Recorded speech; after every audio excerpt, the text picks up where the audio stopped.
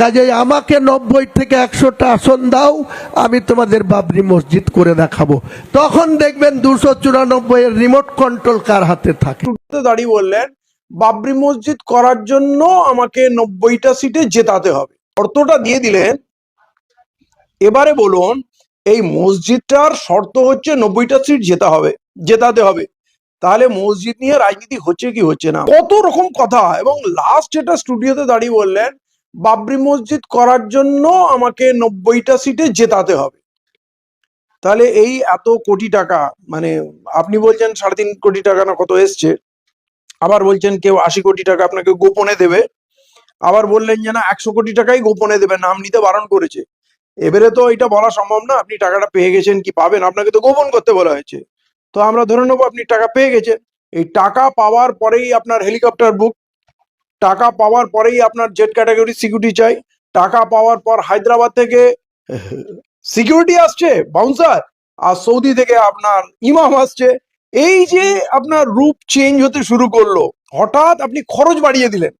আপনি তো আগেও এমএলএ ছিলেন না, বহু বছর ধরে ছিলেন, কখনো আপনার শখ যায়নি হেলিকপ্টার লাগবে 3 মাসের জন্য, কখনো আপনার মনে হয়নি যে 5 স্টার হোটেলে থাকতে হবে, এমএলএ হোস্টেলে থাকতেন। তাহলে এই যে বাড়তি খরচটা করছেন, সেই বাড়তি টাকাটা কি বাবরি মসজিদের ফান্ডের টাকা, নাকি যেগুলো গোপনে পেয়েছেন সেই টাকা, নাকি ডাইরেক্ট আপনার পুরনো বন্ধু আপনাকে দিচ্ছে? তো এটা আপনি কিন্তু এই চেঞ্জটা আমরা দেখলাম, এবং এই যে শর্তটা দিয়ে দিলেন। এবারে বলুন এই মসজিদটার শর্ত হচ্ছে 90টা সিট জেতাতে হবে, তাহলে মসজিদ নিয়ে রাজনীতি হচ্ছে কি হচ্ছে না। মানুষ এখনো পর্যন্ত উজাড় করে ট্রাক শত শত ট্রাক কি হাজার হাজার ট্রাক জানি না, মানে কোনো বিগ ফিল্ডে অত ইট পাবেন না। 100টা বিগ ফিল্ডে গেলে যত ইট পাবেন ওইটা ওখানে জমে আছে, এবং প্রতিদিন জমছে, বালি পড়ছে, স্টোন চিপ পড়ছে, রড পড়ছে, সিমেন্ট পড়ছে। এখনো পর্যন্ত উনি না বলেননি যে আমার রাখার জায়গা নেই, এগুলো নষ্ট হয়ে যাবে। মানে এই যে দেওয়ার আবেগ আছে, এটা যেন থেমে না যায়।